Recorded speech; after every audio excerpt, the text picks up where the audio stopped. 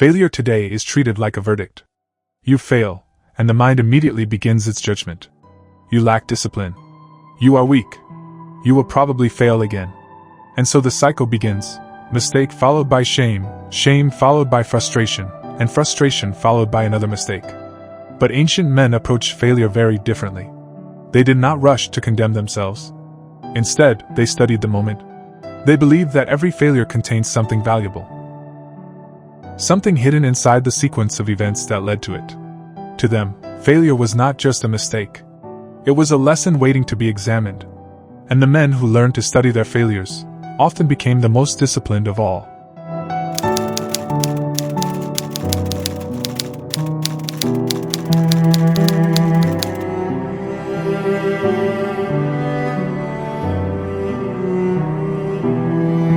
Most people believe discipline is built through success. If you succeed repeatedly, you feel strong. If you fail repeatedly, you feel weak. But ancient traditions of self-mastery understood something more subtle. They understood that the response to failure matters more than the failure itself. When a mistake happened, ancient men did not immediately react with emotion. They paused. They observed. They reflected.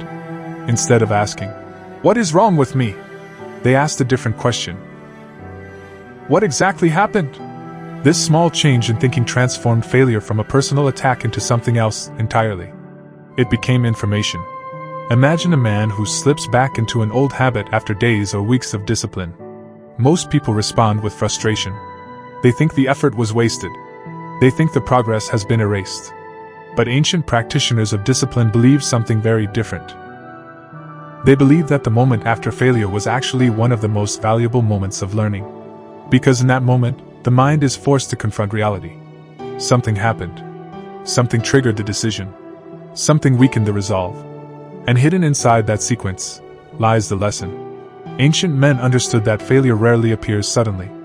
It almost always begins earlier than we think. A thought. A feeling.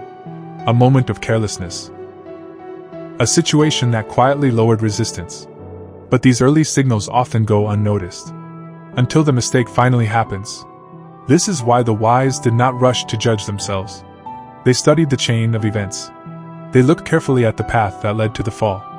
Because once you see that path clearly, you begin to understand something powerful. Failure is rarely random.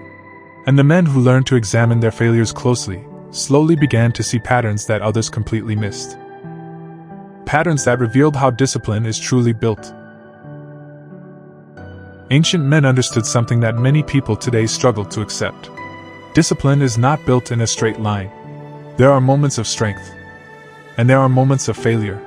But the difference between the disciplined and the undisciplined was not the absence of relapse. It was what happened after it. Instead of reacting emotionally, ancient practitioners developed a habit that modern psychology would recognize as relapse analysis. They examined failure carefully. Almost like a scholar studying a text. After a mistake, they would quietly replay the sequence of events that led to it. Not with anger, not with shame, but with attention. They would ask themselves questions like, when did the first thought appear? What situation was I in before the impulse started? What emotion was present in the mind? Because they understood something important. Relapse rarely happens in a single moment. It is usually the result of a chain of small events. First comes the trigger. Then comes the thought. Then the mind begins to justify. And finally, the action follows. To someone who has never studied this process, it feels sudden. But to someone who has learned to observe carefully, the pattern becomes clearer with time. The trigger might have appeared hours earlier. Sometimes even days before the actual mistake. Perhaps it began with fatigue. Or boredom. Or emotional frustration. These states quietly weaken the mind's resistance. And once the resistance is weakened, the mind becomes far more vulnerable to impulse. Ancient men understood that if you only focus on the final action, you miss the most important part of the process. Because by the time the action happens, the decision has already been forming for some time. This is why relapse analysis was so valuable. It allowed them to look backward and identify the first crack in discipline. Not the final collapse, but the moment when awareness disappeared. And once they could identify that moment, they began to see something that most people never notice. The real battle for discipline often happens long before the mistake itself. Which is why the next lesson ancient men studied was even more important. They trained themselves to recognize the conditions that quietly weaken the mind, the hidden forces that make failure more likely. For them, mastering discipline meant mastering something else entirely: awareness of the triggers. Once ancient men began studying the chain of events behind failure, another realization slowly emerged. Failure is rarely caused by a single decision. It is often prepared by conditions. Conditions that quietly shape the state of the mind long before the mistake happens. This is why they place great importance on trigger awareness. A trigger is not the failure itself. It is the situation that makes failure more likely. And many of these triggers appear so ordinary that most people overlook them completely. Fatigue, boredom, isolation, overstimulation, emotional frustration. Each of these states weakens the mind in subtle ways. A tired mind has less resistance. A bored mind begins to search for stimulation. An overstimulated mind loses its sense of restraint. Ancient men observed these patterns carefully. They noticed that their discipline was not constant across all situations. Some environments strengthened their focus. Others quietly eroded it. For example, a man who was calm, rested, and purposeful often found discipline easy. But that same man, when tired, distracted, or emotionally unsettled, might suddenly struggle with impulses that seemed difficult to control. This observation changed the way they approached discipline. They stopped assuming that every moment required the same level of strength. Instead, they began watching the conditions surrounding their behavior. They asked questions like, when do impulses appear most often? What emotional states make discipline harder? Which environments quietly lower resistance?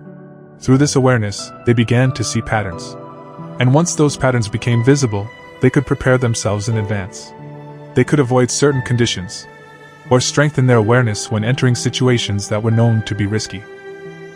In other words, discipline stopped being a blind fight against impulse.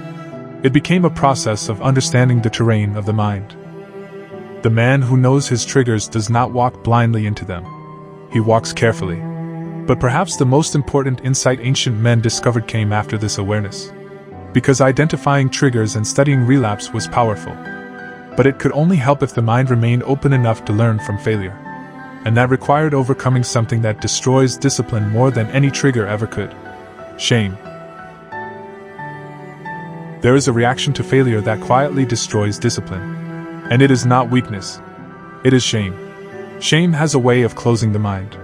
The moment a person feels ashamed, the focus shifts away from understanding the mistake and toward attacking the self. The thoughts begin to sound familiar. I should have known better. I always ruin my progress. Maybe I just don't have the discipline. At that moment, the mind stops learning. It stops observing. It stops asking useful questions. Instead, it becomes trapped in judgment. Ancient men recognized this danger long ago. They understood that shame does not correct behavior. It only clouds awareness. And when awareness disappears, mistakes become far more likely to repeat. So they practiced something different. They separated the action from the person. A failure was not treated as a statement about character. It was treated as an event that could be studied. Something happened. A decision was made.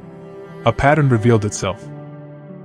But none of this meant that the individual was permanently flawed.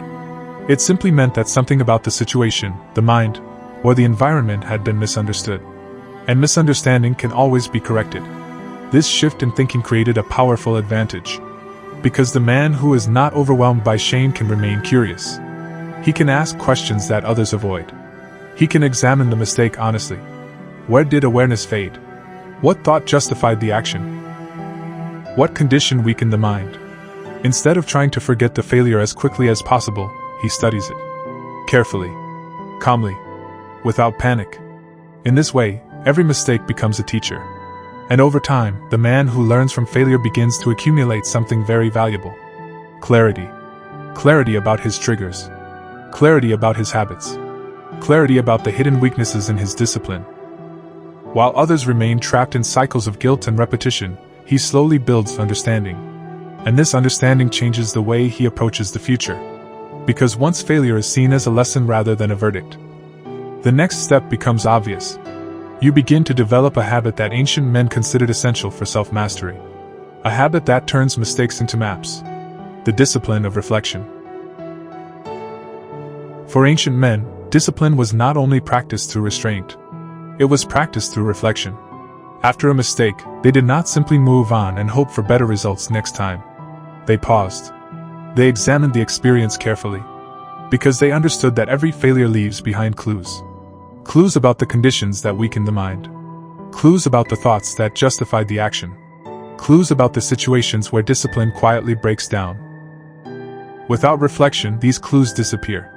The mistake happens, and the mind quickly tries to forget it. But when a man chooses to reflect instead, something different happens. He begins to reconstruct the moment.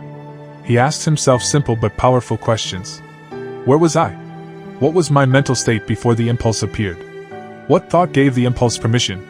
What feeling made resistance harder? Through this process, the mistake becomes clearer. What once felt like a sudden collapse of discipline now reveals a sequence. A situation. A trigger. A thought. A decision. Over time, this practice builds something that ancient teachers valued deeply: self-knowledge. A man begins to understand his own patterns. He notices which environments weaken his focus. He recognizes which emotional states make him vulnerable. He sees how certain thoughts quietly prepare the mind for failure. This knowledge changes the way he lives.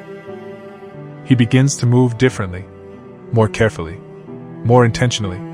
He avoids situations that repeatedly create problems. He strengthens habits that protect his discipline. He becomes aware of danger earlier, sometimes long before the impulse fully appears. And this is why reflection was considered a powerful tool for self-mastery. Because each failure, when studied honestly, becomes a map of vulnerabilities, a guide showing where awareness must grow stronger. Without reflection, mistakes repeat themselves endlessly. But with reflection, even failure becomes a form of progress. Slowly, quietly, the man who studies his experiences begins to transform them into wisdom. And eventually, something surprising begins to happen. Failure stops feeling like an enemy. Instead, it becomes part of the process that shapes discipline itself. When you look closely at the habits of ancient men, something surprising appears. They were not obsessed with perfection. They did not expect themselves to live without mistakes. What they pursued instead was something deeper: understanding. They understood that discipline is not built by pretending failure will never happen. It is built by learning how to respond when it does. Most people experience failure and immediately close the door on it. They feel the sting of shame. They try to forget the mistake as quickly as possible. And because the mistake is never examined, the same pattern quietly returns again and again. But the ancient approach was different. Failure was not hidden. It was studied. Each mistake revealed something. A trigger that had gone unnoticed. A thought that quietly weakened resolve. A condition that lowered awareness. Over time, these observations accumulated. The man who practiced relapse analysis began to see the patterns behind his behavior. The man who developed trigger awareness learned where discipline was most vulnerable. And the man who replaced shame with learning kept his mind open long enough to grow wiser from every experience. Slowly, something powerful happened. The number of mistakes began to decrease. Not because the man forced himself harder, but because he understood himself better. His awareness appeared earlier. His preparation improved. His decisions became clearer. And the discipline that once required constant struggle slowly became more natural. This is the quiet path to mastery. Not the illusion of perfect control, but the steady accumulation of awareness. Failure becomes information. Triggers become warnings. Reflection becomes guidance. And over time, the man who once struggled begins to move through life with greater clarity and restraint. Not because he never failed, but because he studied every failure carefully enough to grow beyond it. If you think about it, the difference between a disciplined man and a struggling one is rarely the absence of mistakes. The real difference is what happens afterward. One man reacts with shame and forgets the lesson. The other studies the moment and learns from it. And if you value deeper conversations about discipline, awareness, and self-mastery, consider subscribing to the channel. And share your thoughts in the comments. Because understanding ourselves is not a single realization. It is a process. One observation at a time.